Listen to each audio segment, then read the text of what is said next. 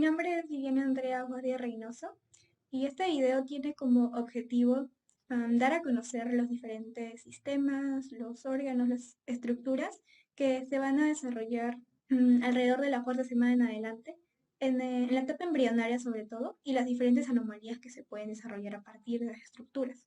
Entonces, voy a iniciar hablando de la semana 11, es el sistema respiratorio.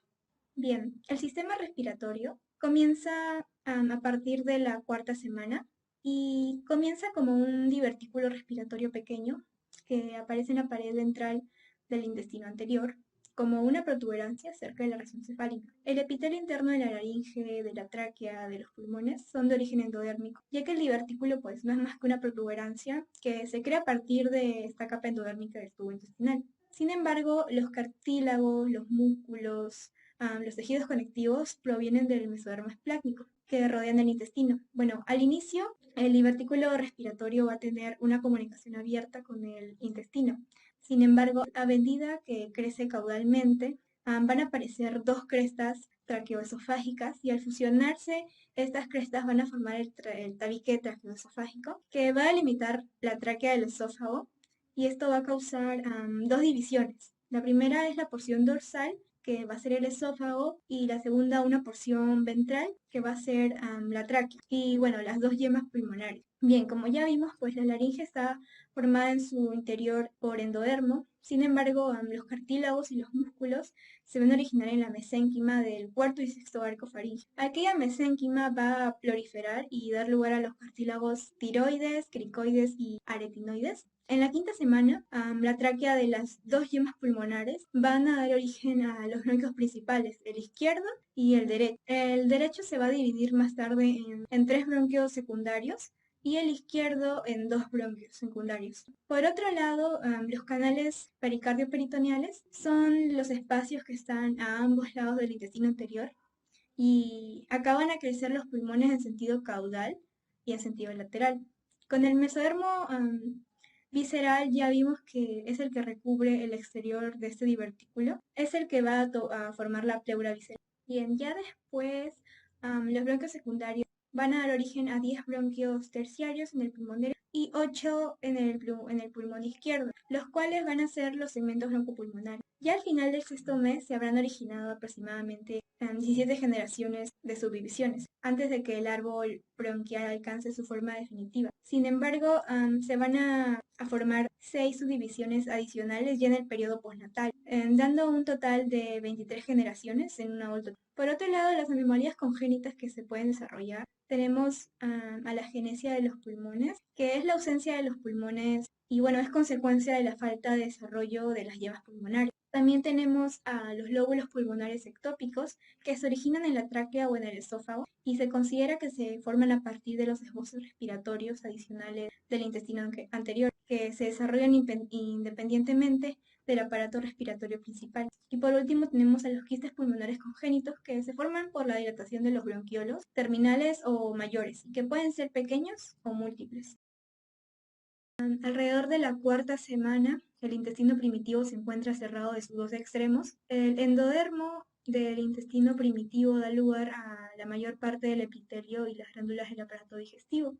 El epitelio de los extremos craneal y caudal deriva del ectodermo del estomodeo, que incluye la boca, y el proctodeo, que incluye el ano. Se va a formar el intestino primitivo, se va a formar también el intestino anterior y posterior, respectivamente. El intestino medio conserva su comunicación por un tiempo con el saco vitelino a través del conducto onfalomesentérico o también llamado pedículo vitelino. El desarrollo del intestino primitivo se describe en 4 sesiones: el intestino faríngeo, el intestino anterior, el intestino medio y el intestino posterior. Por otro lado, los mesenterios son membranas que van a recubrir la pared interna de la cavidad abdominal y a los órganos que se encuentran dentro, ¿no? Se dividen en dos cavidades que son intraperitoneales y retroperitoneales. Por ejemplo, el riñón es un órgano retroperitoneal porque se encuentra entre el peritoneo y la parte posterior del cuerpo. También tenemos a los ligamentos peritoneales que nos proporcionan vasos sanguíneos, nervios y vasos linfáticos. Alrededor de la cuarta semana, el divertículo respiratorio en la pared ventral del intestino anterior, en el límite del intestino faríngeo. Este divertículo es separado gradualmente de la porción dorsal del intestino anterior por el tabique traqueosofágico. De tal manera, el intestino anterior queda dividido, formando el primordio respiratorio hacia la parte dorsal y el esófago hacia la parte ventral. Por otro lado, el tubo digestivo se empieza a dilatar y comienza a formarse el estómago alrededor de la cuarta semana. Esta dilatación va a ir rotando sobre su propio eje de derecha a izquierda para dar su forma típica al estómago de Hoth. Por otro lado, vamos a hablar de la formación del hígado, de la vesícula biliar y del páncreas. Bueno, más o menos a la mitad de la cuarta semana se da una invaginación llamada divertículo o esbozo hepático, que va a dar origen al hígado y también se irá formando parte del conducto biliar. Bueno, producto de esta invaginación ventral se dará origen a la vesícula biliar. Ya por último, el páncreas es resultado del esbozo pancreático dorsal y ventral que cuando rota el duodeno toma forma de C y hace que el páncreas dorsal y ventral se fusionen, dando lugar al páncreas ya formado. Finalmente tenemos el aparato urogenital que se divide en aparato urinario, que cumple una función excretora, y aparato genital, que cumple una función reproductiva. Bueno, el aparato urogenital se desarrolla a partir del mesodermo intermedio, que se extiende a lo largo de la pared corporal dorsal del embrión. La cresta urogenital es la que dará lugar a todos los órganos del aparato urogenital.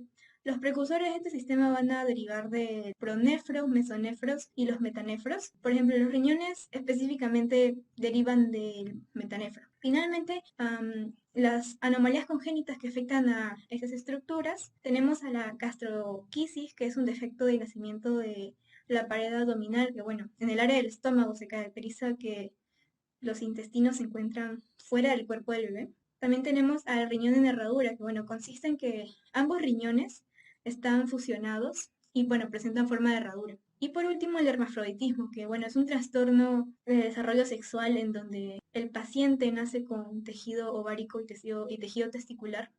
Bueno, esto produce una discrepancia entre los genitales y su sexo.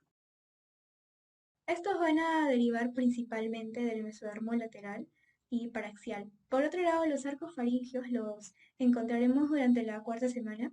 Cada arco faringio posee un componente muscular, también posee arterias, nervios y cartílagos. También cada arco faringio va a dar lugar a diferentes estructuras musculares y esqueléticas. El embrión humano presenta también 4 bolsas faríngeas que en cada una de ellas se van a desarrollar una serie de cavidades. Por ejemplo, en la tercera bolsa faríngea se diferencia la glándula paratiroides inferior y en la región ventral se forma el timo. El desarrollo de la lengua. Bien, la lengua aparece en los embriones alrededor de la cuarta semana a manera de 2 protuberancias linguales y laterales y una protuberancia medial que se denomina tubérculo impar. Bueno, estas 3 protuberancias se originan a partir del primer arco faríngeo y una segunda protuberancia medial o llamada también cúpula o eminencia hipobranquial es formada por el mesodermo del cuarto, tercer y cuarto arco faríngeo. Y por último, la tercera protuberancia medial marca el desarrollo de la pilotis. Ahora voy a hablar de la formación de la cara. Bueno, al final de la cuarta semana aparecen las prominencias faciales, que están constituidas principalmente por mesénquima, derivado de la cresta neural, y formadas de manera primordial por el primer par de arcos faringios. Las prominencias maxilares pueden identificarse en posición lateral al estomodeo, en tanto, las prominencias mandibulares se observan en posición caudal y a esta estructura y la prominencia frontonasal constituye el borde superior del ostomodeo. Por otro lado, durante la quinta semana, las placodas nasales se invaginan para dar origen a las fosas nasales y ya durante la sexta semana se profundizan en grado considerable. Al principio, la membrana oronasal separa las fosetas de la cavidad oral primitiva por medio de los orificios que están recién formados, los cuales son las cuanas primitivas. Estas cuanas se ubican una a cada lado de la línea media y justo por detrás del paladar primario. Las cuanas definitivas se terminan ubicando en la unión de la cavidad nasal y la faringe. Y ya los senos paranasales se desarrollan como divertículos de la pared nasal lateral y se extienden hacia el interior de los huesos maxilar y alcanzan una dimensión máxima durante ya la pubertad. Algunas anomalías craneofaciales son la fisura facial, que es una de las anomalías craneofaciales más frecuentes. Una de las más común es cuando se presenta al filtrum y puede o no comprometer al paladar. También tenemos a encefalocele, que es una enfermedad rara del desarrollo del grupo de los defectos del cierre del tubo neural. Y por último tenemos al síndrome de Goldenar, que también es denominado síndrome del primer y segundo arco faríngeo. Es un complejo de anomalías craneofaciales y también vertebrales. Muchas gracias.